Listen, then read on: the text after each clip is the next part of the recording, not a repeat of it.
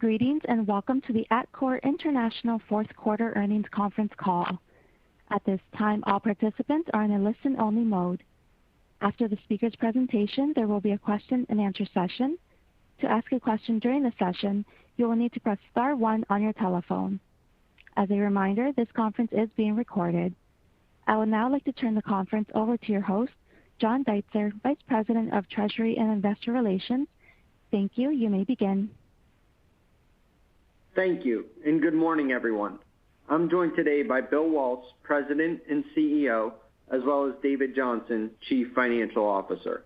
We will take your questions after comments by Bill and David. I would like to remind everyone that during this call, we may make projections or forward-looking statements regarding future events or financial performance of the company. Such statements involve risk and uncertainties such that actual results may differ materially. Please refer to our SEC filings in today's press release, which identify important factors that could cause actual results to differ materially from those contained in our projections or forward-looking statements. In addition, any reference in our discussion today to EBITDA means adjusted EBITDA. With that, I'll turn it over to Bill. Thanks, John, and good morning, everyone. I'm pleased to report that Atkore delivered record earnings in the fourth quarter and for the full fiscal year 2020. I believe our strong operational focus and culture of teamwork and safety helps us deliver upon our commitments as we navigate through these challenging times. As we start on page 3, in the fourth quarter, we delivered double-digit year-over-year improvements for our net income and our adjusted EBITDA and our adjusted EPS. Each of these hit a new quarterly record. This growth in profitability is quite remarkable given revenues were down 5% during the quarter.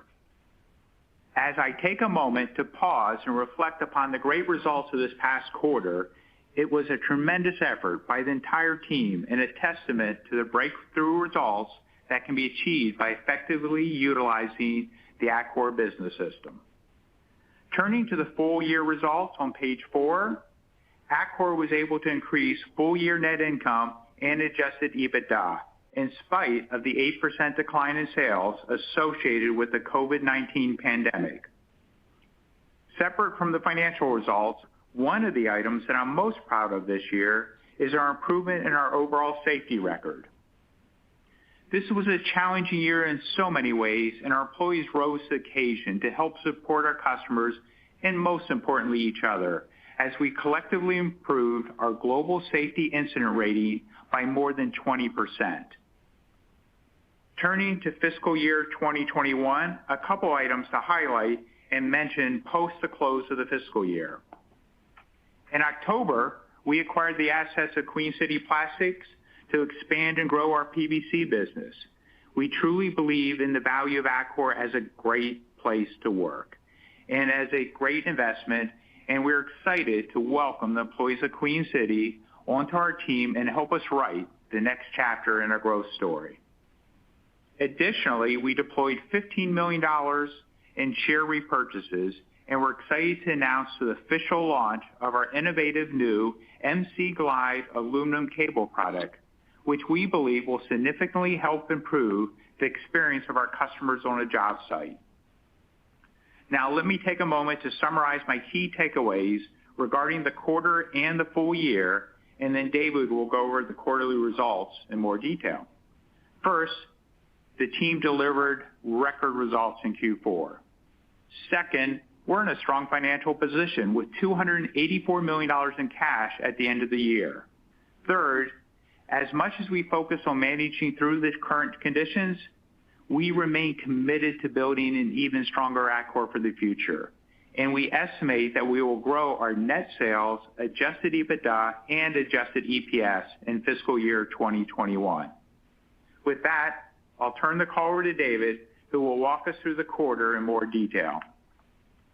Thank you, Bill, and good morning, everyone. As Bill mentioned, we are very pleased with the results in the fourth quarter. Moving to our consolidated results on slide 5, net sales declined 5%, primarily due to the unfavorable market conditions caused by the pandemic. Adjusted EBITDA increased to $98 million, which drove our adjusted EBITDA margin to approximately 21% in the quarter, up 290 basis points versus prior year. Our adjusted EPS increased by 17%, up to $1.18, as our strong profit growth and lower interest expense more than offset a slightly higher tax rate in the quarter. Turning to slide 6, net sales declined $24 million due to lower volumes, partially offset by higher selling prices, specifically in our PVC products. Through outstanding operational and commercial execution, our team was able to fully overcome the impact on profitability from the decline in sales volume, and we grew adjusted EBITDA by $9 million. Moving to the adjusted EBITDA bridge, the previously mentioned volume declines were more than offset as we were able to drive $13 million in profit improvement from our approach to value selling. This is primarily due to our PVC products, which support the strong residential market. In addition, we had a solid benefit from year-over-year productivity improvements in the quarter, but that benefit does include certain one-time items such as lower T&E and other expenses. Moving to our segment results on slide 7, the electrical raceway segment led our profit and margin improvement with adjusted EBITDA up $13 million and adjusted EBITDA margins above 25%. Net sales declined almost 3% as we experienced lower volumes. However, our focused product categories in the U.S. were up mid-single digits. Turning to the mechanical products and solutions segment, net sales declined more than 11%, primarily due to lower volumes. However, we were pleased with the overall profitability of the business. Adjusted EBITDA declined this quarter, but that was versus a very difficult comparable from 2019. Moving to page 8, let me take a moment to review our cash and liquidity. We ended FY20 with $284 million in cash, up $161 million versus prior year, and up $47 million sequentially. In the quarter, we repaid $40 million of debt and ended with a net leverage ratio of 1.6 times. We are secure in our cash and liquidity position, and we look forward to deploying cash to drive value creation opportunities for our customers and shareholders. And now, let me turn it back to Bill. Thanks, David. Turning to slide 9, I wanted to highlight our outstanding track record of growth. As David just mentioned, we generated very strong cash flow. In fact, over the past 5 years, we delivered double-digit average compounded annual growth rates for adjusted EBITDA and free cash flow. And in terms of return on capital, we ended 2020 at our highest level ever at 18%. We believe these results set us apart and clearly demonstrate our ability to execute. In addition, the future of Atkore is very bright, and we are looking forward to building upon this outstanding track record of growth. Turning to page 10 and our outlook for 2021. We expect to grow our net sales, adjusted EBITDA, and adjusted EPS versus fiscal year 2020. We expect our net sales to be up approximately 2 to 6% and adjusted EBITDA to be in the range of $340 to $360 million. In addition, we expect to grow our adjusted EPS up to $3.95 to $4.25. However, just as we saw a bit of roller coaster activity in fiscal year 20, we expect this year to be uneven in terms of year-over-year performance quarter by quarter. For Q1, we expect a modest increase in our net sales and a very strong increase in adjusted EBITDA. We are excited about the future, and we are confident in our team and our business model. Therefore, we expect to invest approximately $50 to $55 million in CapEx as we increase investments in our digital and customer enhancement projects. We believe that the best is yet to come for Atkore, and with that, we'll turn it back over to the operator to open up the lines for questions. Thank you. As a reminder, to ask a question, you will need to press star 1 on your telephone.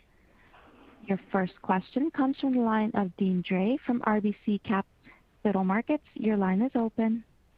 Thank you. Good morning, everyone. Hey, good morning, Dean. Morning, Dean. Hey, nice way to finish your fiscal year here. Thank you. And we really like seeing you reinstate the EPS guidance because it does speak to your confidence and visibility. And just on that topic, maybe can you share with us some of your key assumptions on what would take you to the low end versus the high end of the range for the fiscal year as you see it today? And very specifically, comments on non-res, project activity, funnel, and so forth.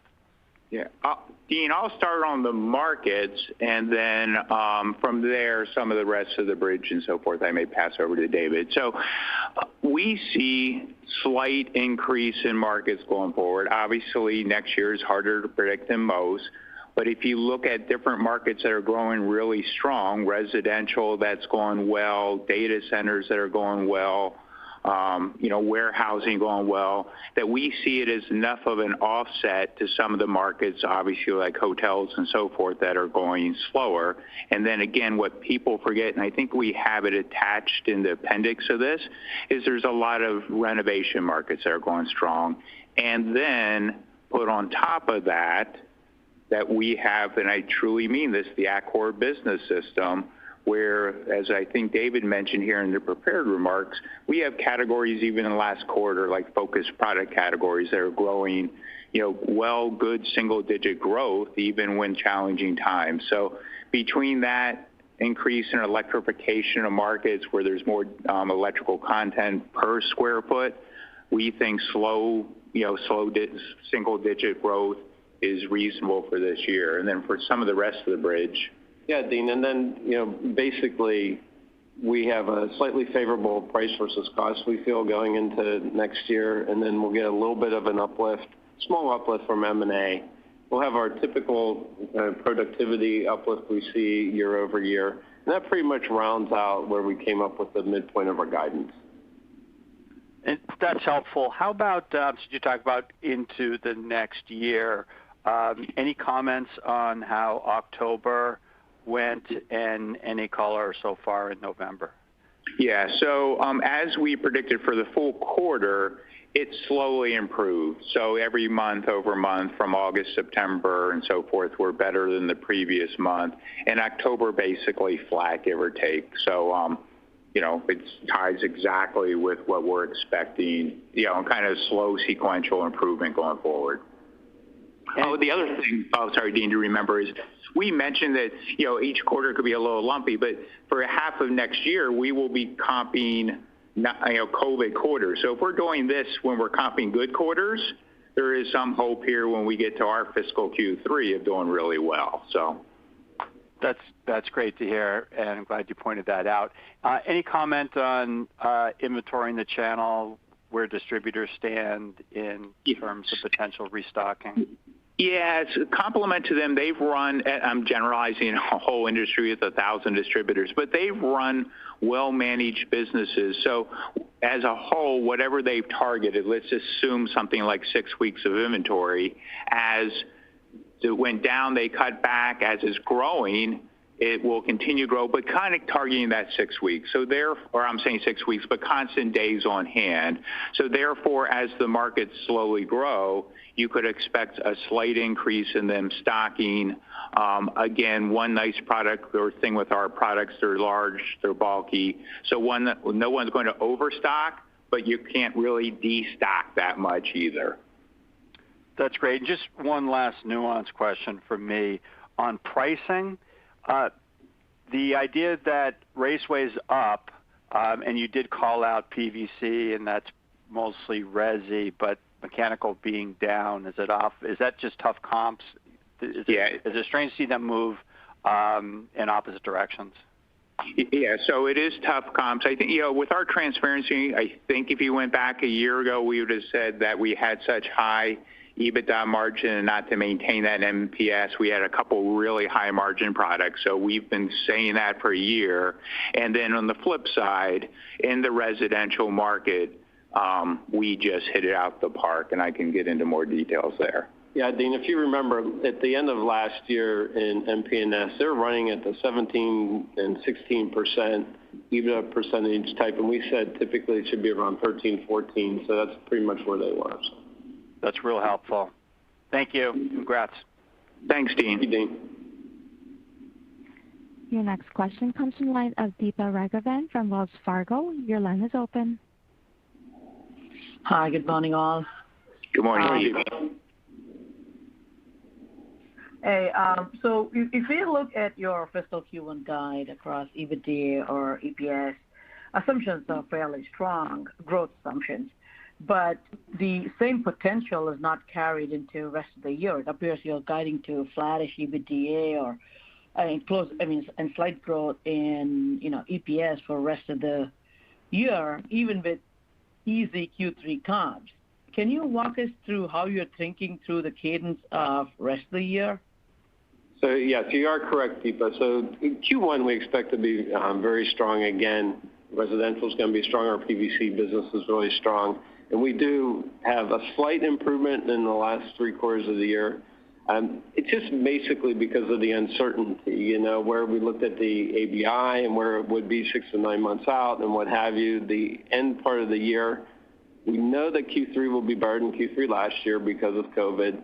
This Q4 that we just put up now versus what we could see in Q4 next year, we just have some uncertainty. So at least now for our guide, we're saying strong Q1 because we see it right now and flat for the following 3 quarters, but it will be different quarter by quarter. Okay, so you'll probably guide us as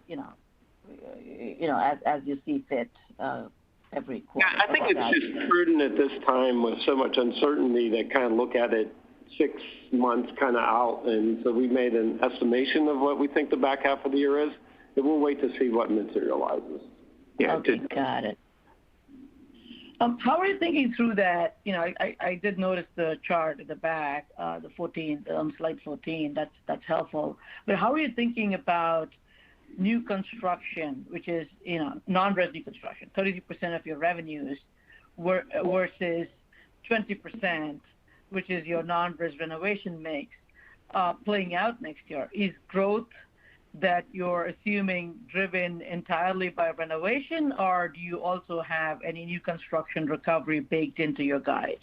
I think very low single digit, but we do expect also growth in the new construction. Again, DPU and many others keep really good track of what Dodge and AII say and so forth, but just like Dodge coming out and calling information very similar to what we see talking to our distributors. So there are some, and we purposely put in these categories the kind of a weighted average from top to bottom, but there are some strong markets out there from, again, the data centers and the warehouses and so forth. So a lot of bills that were passed in this last election for K through 12 schools with renovations. So, as David mentioned, we're being cautious. To Dean's point, we're one of the few companies already putting out EPS guidance. It's guidance, but we expect to hit, and maybe there's some additional upsides to go forward. But for now, low single-digit growth there, and then the rest of the market's obviously pretty strong. Yeah, sorry, low single digit in overall non-res or just renovation non-res and not new? Overall numbers, and then the lowest of those would be the new construction. Okay, got it. When we think of like in MP&S, we would expect growth in solar. So there's other pieces of the business that we would expect growth next year. Well, that's fair. Moving on to your decision to reduce debt even further. I mean, even before you did that, 1.9 times net debt to EBITDA is not particularly high. So curious why you felt the need to reduce debt voluntarily versus, say, deploying more towards share buybacks. Well, I think one of the things, it's good to look at our net debt ratio, which we have worked down. I think what's missing a little bit is we still do have $800 million of gross debt, so we do feel like it's prudent to get that gross debt number down slightly, especially when we'll be looking to refinance that debt in, it's due in 3 years, probably somewhere between now and then. So we feel it's a good use of cash to reduce some of that overall gross debt. All right, got it. I'll pass it on. Thanks very much. Thanks, Deepa. Your next question comes from the line of Andy Kaplowitz from Citigroup. Your line is open. Hey, good morning, guys. Hope all is well. Very well. Thanks, Andy. Hi, Andy.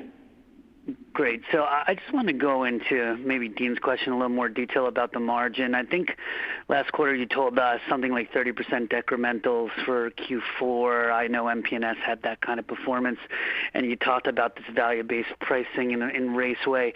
Maybe how sustainable is it? And, it was obviously a lot better than you thought. So could you talk about, I think I saw you had, modest positive price versus cost in 21, but Q4 was more than modest as you kind of talked about. So what are you doing differently, and how sustainable is it going forward? Yes, great question. Lots of questions within that, a lot of information. But the basic thing that really drove the results were residential was up more than, I'm going to say, forecast for the industry and specifically our competitors and ourselves. And we sell a lot of PVC product into subdivisions. Think of all the electrical lines running underground to a subdivision or house. With that, we have the largest set of electrical PVC conduit facilities spread out across the country. So as demand started to exceed supply, we were able to commit to customers, supply customers, provide our Atkore business system a better value proposition than, quite frankly, I think the competition. And therefore, we were able to get more price than what our costs increased value selling. I think you see some of that here in the first quarter, and then from there, we'll see where it goes as we go forward.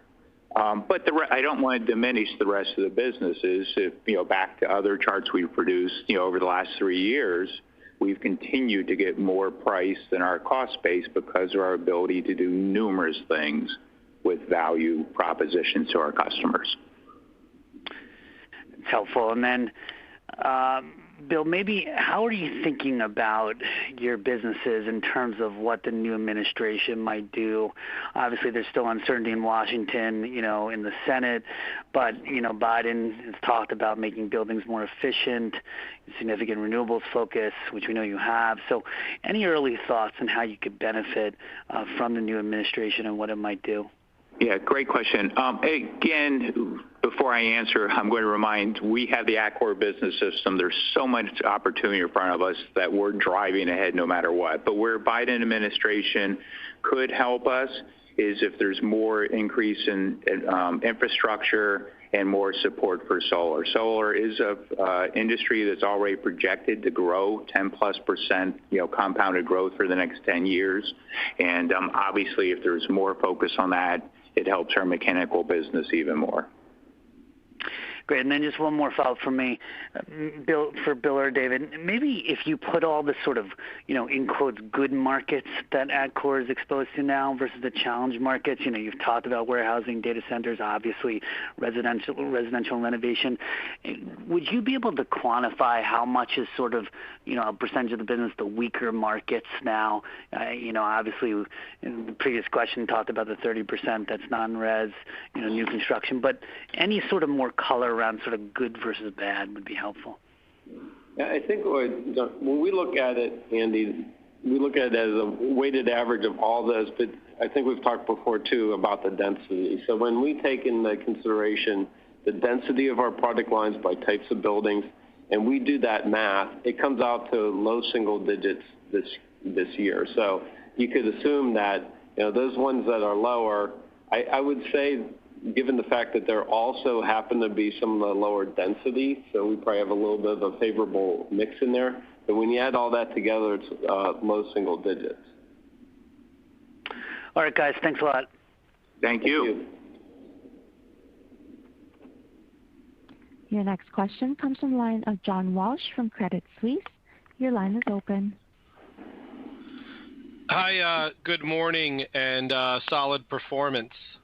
Thanks, John. Thanks, John. Maybe just a clarification or a cleanup question first. I apologize if I missed it, but did you actually say what your productivity number in your 2021 bridge is? No, we didn't, John, but we did say what I did comment on that is relatively speaking, in line with what we've done in the past. Yeah, so I guess the follow-on question to that is, I think you've historically talked about, leveraging 20 to 25% on your volume and then adding productivity on top of that to the tune of 15 million. If you just run through that basic math, if that's correct, it looks like, you're not giving yourself that full productivity benefit. Is there something offsetting that? I think you talked about investments or maybe. Yeah, John, you basically answered the question for me, but it's basically investments. We are going to continue to invest in our digital platforms this year. We do expect some new products. We just introduced a really exciting new product recently, and we have some other new products behind those. So we do have investments that by and large are for growth, a little bit in this year, but probably more for the future. Okay, great. No, I just wanted to make sure I understood the mechanics behind that. And then maybe one other point to remember too, there probably will be some higher medical and some of those things in the P&L this year versus FY20 as people go and have more elective procedures and that kind of stuff. Gotcha. Okay, no, thanks. That's helpful. And then obviously a lot of time spent on the different end markets and your sales mixes. Once again, we all appreciate the disclosure there. But, if I just go back to some previous conversations on that new construction piece, it does seem to kind of relatively track the Dodge starts on a lag. And it does seem like what you're implying would kind of break from that. And you talked about the density of the product on some of the parts that are growing. I mean, is that the real answer to the question on why you think that traditional relationship kind of breaks? Yeah, I think there's two things. One, again, the mix and the density of the things that are growing probably weighted a little bit favorably. But I also think that, this is my personal opinion, the time lag of how long it takes to make a building is probably a little longer now than it's been in the past, only because of lower productivity and what have you. So I do think that there's some pent-up, demand out there for finishing these projects that are out there. Great. Thank you. I'll pass it on. Thanks, John. There are no further questions at this time. Mr. Waltz, I turn the call back over to you. Great, thank you. Hey, before we conclude, let me summarize my key takeaways from today's discussion. First, the solid results we delivered in the fourth quarter are a result of our strong operational focus and everyone on our team's commitment to the Atkore business system. I can't emphasize it enough. You put the right team together, you focus with a business system, you get solid results. And we are taking the necessary actions to keep our employees safe and to grow our business despite these challenging times. Next, we're in a very strong financial position, and over the next 6 to 9 months, over the past 6 to 9 months, we've answered many of the questions that each of you have had over the past years. Since here today, we believe that our strong balance sheet, our demonstrated ability to execute through a downturn, and our projections to grow make Atkore a truly compelling investment opportunity. And in closing, we're not done. We're focused on building better together with our employees. We serve our customers better than anyone. That will help our shareholders and our communities in order to create an even stronger business for the future. So with that, thank you for your support and interest, and we look forward to talking to you with our next call. Ladies and gentlemen, this concludes today's conference call. Thank you for participating. You may now disconnect.